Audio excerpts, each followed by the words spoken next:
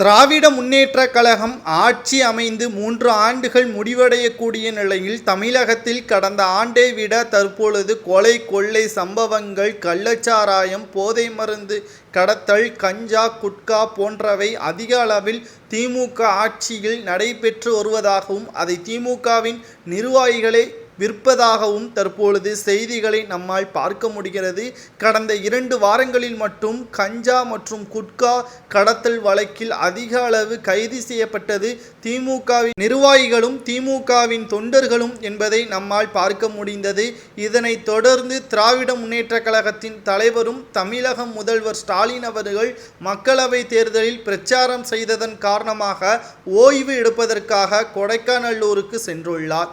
இது நியாயமா? தமிழகம் இருக்கக்கூடிய நிலைமைக்கு இன்ப சுற்றுலா தேவையா என்ற பலவித விமர்சனங்களும் முன்வைக்கப்பட்டிருக்கிறது. பிரபல போதை மருந்து கடத்தல் மன்னன் ஜாபர் சாதிக் அவர்கள் டெல்லி சிறப்பு நீதிமன்றத்தில் பலவித வாக்குமூலத்தையும் கொடுத்திருப்பதாகவும் இதன் மூலமாக திமுகவின் மூத்த அமைச்சர்கள் சில பேரும் உதயநிதி ஸ்டாலின் அவர்களும் கைது நடவடிக்கை மேற்கொள்ளப்படலாம். ஊட்டியில் குடும்பத்துடன் இன்ப சுற்றுலா சென்றுள்ள ஸ்டாலின் அவர்களது குடும்பத்தை டெல்லியில் உள்ள சிபிஐ துறையினர்கள் மற்றும் என்சிபி அதிகாரிகள் கொடைக்கானலூருக்கு சென்று உதயநிதி ஸ்டாலின் அவர்களை கைது நடவடிக்கை மேற்கொள்ளப்படலாம் என்ற தகவலையும் நம்மால் பார்க்க முடிகிறது.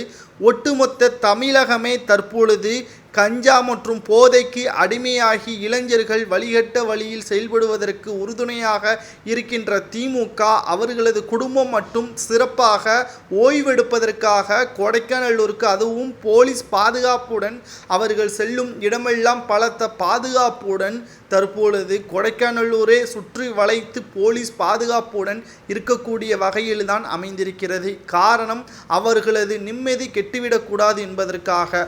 ஆனால் தமிழக மக்களது நிம்மதி போதை காரணமாக, கஞ்சா காரணமாக தமிழக மக்கள் வெளியில் செல்லக்கூடாத நிலைமையும் ஏற்பட்டிருக்கிறது. முன்பெல்லாம் பெண்களுக்குத்தான் பாதுகாப்பு இல்லை என்று கூறினார்கள். தற்பொழுது ஆண்களுக்கே பாதுகாப்பு இல்லாத நிலையும் உருவாகிவிட்டதாக செய்திகளையும் நம்மால் பார்க்க முடிகிறது.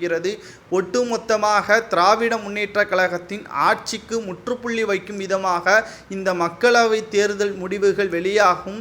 இன்ப சுற்றுலா சென்ற ஸ்டாலின் அவர்களது குடும்பம் அங்கு சிபிஐ துறையினரும் என்சிபி அதிகாரிகளும் உதயநிதி ஸ்டாலின் அவர்களை விசாரணைக்காக டெல்லிக்கு அழைத்து செல்வதாக தகவல்களும் தற்பொழுது இணையதளங்களில் வெளியாகி இருக்கிறது.